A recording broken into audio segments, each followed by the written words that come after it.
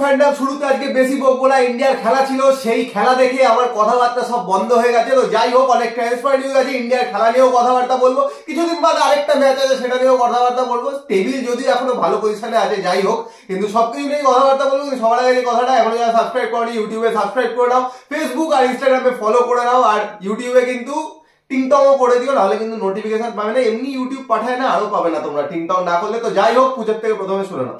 তো প্রথমে অনেকগুলো আপডেট আছে, সেগুলো একটু দিয়ে দিই। তো প্রথমে কলকাতা ফুটবল লিগের কথা দিয়ে শুরু করি। তো কলকাতা ফুটবল লিগ শুরু হচ্ছে, প্রিমিয়ার ডিভিশন শুরু হতে চলেছে 25শে জুন থেকে। এটা কিন্তু গতকালকে আইএফএ মিটিং এ ফাইনাল হয়ে গেছে এবং একটা নতুন প্রস্তাব দেওয়া হয়েছে আইএফএ তরফ থেকে।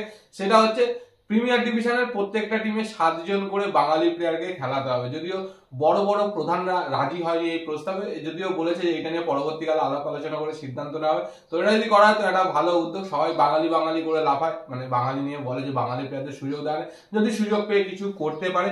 এবং তার সাথে বলে রাখি যে রিলায়েন্স ফাউন্ডেশন ইউথ লিগ কিন্তু চলছে এবং সেই রিলায়েন্স ফাউন্ডেশন ইউথ লিগের এই মুহূর্তে যেই মানে পয়েন্ট টেবিলটা, তো সেইখান থেকে কে কে উঠবে সেটাই হচ্ছে দেখার। তো বলে রাখি অ্যাডামাস, মোহনবাগান এবং ইস্ট বেঙ্গল এই তিনজন কিন্তু উঠে গেছে। জামশেদপুর এবং ইউনাইটেডের খেলাটা গতকাল মানে হয়নি, তো সেই খেলাটা আজকে হওয়ার কথা আছে। যদি সেইখানে পয়েন্ট ভাগাভাগি হয়ে যায়, মানে এক এক করে পেয়ে যায়, তাহলে সেই ক্ষেত্রে কিন্তু ইউনাইটেড উঠে যাবে। যদি জামশেদপুর জিতে যায় তাহলে কিন্তু জামশেদপুর উঠবে, ইউনাইটেড কিন্তু সেই ক্ষেত্রে উঠতে পারবে না। এর সাথে আরো একটু বলে দিই, সেটা হচ্ছে IWL2 কিন্তু শুরু হয়ে গেছে। আর এই IWL2 তে কিন্তু বাংলা টিম, মানে যে এবছর কন্যাশ্রী কাপ চ্যাম্পিয়ন হয়েছিল শ্রীভূমি ফুটবল ক্লাব, তারা কিন্তু পার্টিসিপেট করছে গ্রুপ বি তে এবং 26 তারিখ থেকে তাদের ফার্স্ট খেলা। এছাড়া সুব্রত পালের একাডেমি AIPLFC তারাও কিন্তু পার্টিসিপেট করছে, এরা কিন্তু গ্রুপ এ তে রয়েছে। এর সাথে আরো একটা দিদি, সেটা হচ্ছে সাব জুনিয়র যে টুর্নামেন্ট চলছে AIFF এর আন্ডার 13, তো সেটার কিন্তু একটা খেলা ছিল বিধাননগর বেঙ্গল ফুটবল একাডেমির সাথে ইস্ট বেঙ্গলের, সেটা কিন্তু ইস্ট বেঙ্গল ক্লাব জিতেছে 5-2 গোলে। আর বলে রাখি যে এই মুহূর্তে ইন্ডিয়ান ওমেন্স লিগ চলছে, ইন্ডিয়ান ওমেন্স লিগের লাস্ট খেলা রয়েছে 24 তারিখে এবং সেই দিনই কিন্তু ফাইনাল, মানে যে চ্যাম্পিয়ন হবে সেটা ডিসাইড হবে।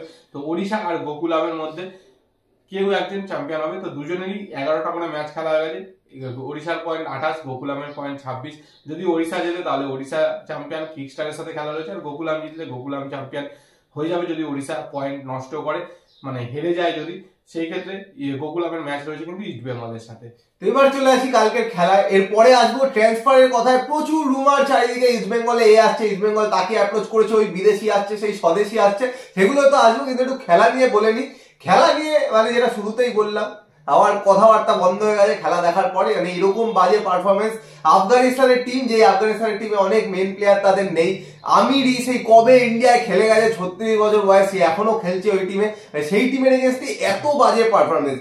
তো একটু টেবিলটা বলে দিই, যদিও মানে পারফরমেন্স বাজে হলেও এখনো কিন্তু 2 নম্বরে আছে, কারণ 3টে ম্যাচ খেলেছে, একটা জিতেছে, একটা ড্র করেছে, একটা হেরেছে, 4 পয়েন্ট নিয়ে কিন্তু 2 নম্বরে আছে। কাতার 1-এ আছে, 3টের মধ্যে 3টে জিতেছে। আর তারপরে কুয়েত আছে 3 ম্যাচে 3 পয়েন্ট। আফগানিস্তান প্রথম পয়েন্ট পেলো, মানে এটাই কিন্তু প্রথম পয়েন্ট পেলো 3টে ম্যাচের মধ্যে আফগানিস্তান।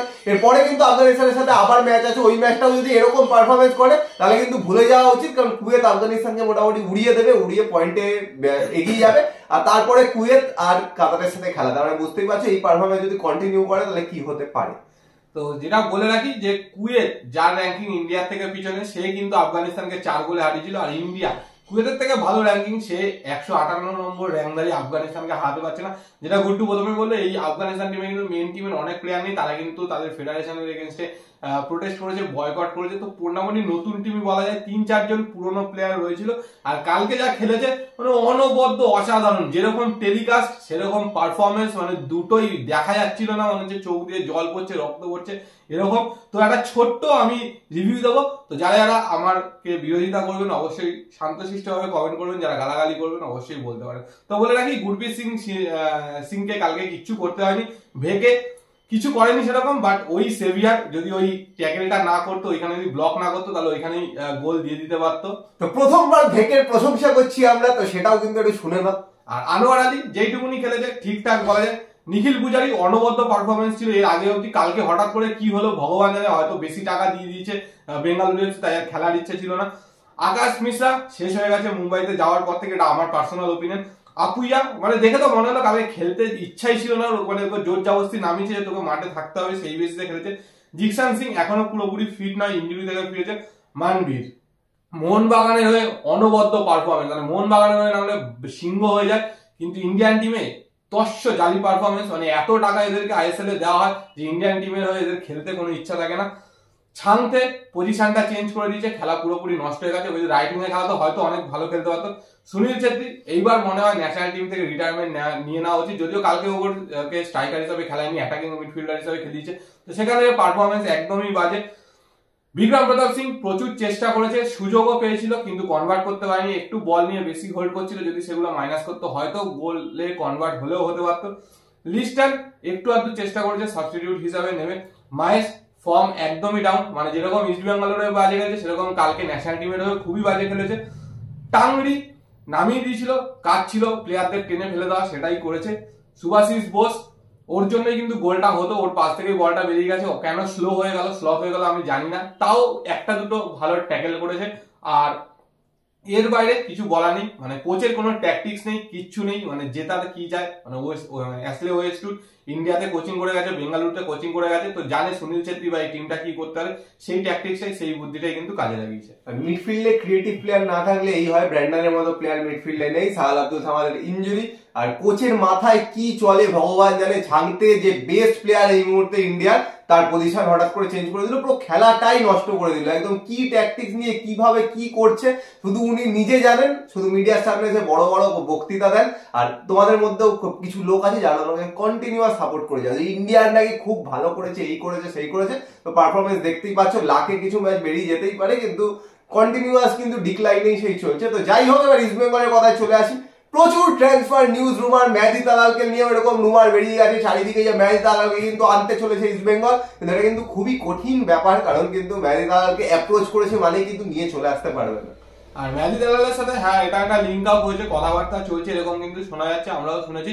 বাট মেহেদী তালালকে নিতে কিন্তু আরো অন্যান্য আইএসএল ক্লাবরাও ইন্টারেস্টেড, কারণ জানো অনেক টিমের কিন্তু অনেক বিদেশিরা ইনজুরি হয়েছে, যারা কিন্তু মোটামুটি 1 বছরের জন্য, কেউ 9 মাসের জন্য বেরিয়ে গেছে, তার মধ্যে মুম্বাই একজন রয়েছে, এছাড়া কিন্তু আরো একটা দুটো আইএসএল ক্লাব কিন্তু মেহেদী তালালের প্রতি ইন্টারেস্টেড। তো সেটাই একটা চিন্তার বিষয় যে যদিও চেষ্টা করে সেটা কতটা কি পাবে। তো তার সাথে বলে রাখি যে সল ক্রেসপোকে কিন্তু খুব সম্ভবত এক্সটেনশন দিতে চলেছে ইস্ট বেঙ্গল ম্যানেজমেন্ট, তো তার সাথে কিন্তু কথাবার্তা শুরু হয়েছে। হিজাজির সাথেও কথাবার্তা চলছে, যদি হিজাজি রাজি হয় তাহলে কিন্তু অবশ্যই ওকেও এক্সটেনশন দেওয়া হবে, কিন্তু ওর স্যালারিটা একটু হাইক চেয়েছে। এছাড়া বলে রাখি শ্রমিক মিত্রকে নিয়ে একটা বলেছিলাম যে শ্রমিক মিত্রকে নিতে পারে গোলকিপার হিসাবে, কিন্তু মোটামুটি যতদূর খবর মোস্ট প্রবলি শ্রমিক মিত্র হয়তো ইস্ট বেঙ্গলের ডিল হবে না। তো নতুন বিদেশি কিন্তু আসতে পারে, মোটামুটি দুজন তো ধরেই নিতে পারো যে আসতে পারে, কারণ এলসে কিন্তু বসে আছে, এলসে রিহাব যেহেতু করছে, এলসে যদি ঠিকঠাক থাকে পরে সিজনে এলসে আবার ফিরে আসবে, তো সেই জায়গা থেকে অ্যাটলিস্ট দুজন কিন্তু নতুন বিদেশি ইস্ট বেঙ্গলে আসবেই পরের সিজনে এফসির জন্য।